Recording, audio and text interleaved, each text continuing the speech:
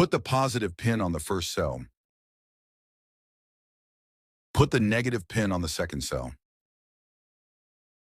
Move the positive pin to the next cell. Move the positive pin to the next cell. Move the positive pin to the next cell.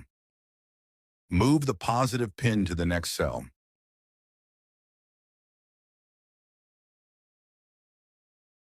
Put the charger positive pin on the faulty cell. Put the charger negative pin on the cell next to the faulty one.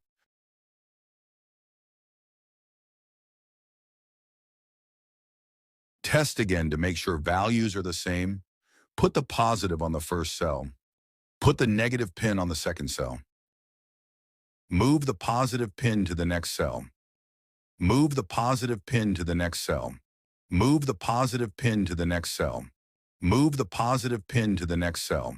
All done. Good job.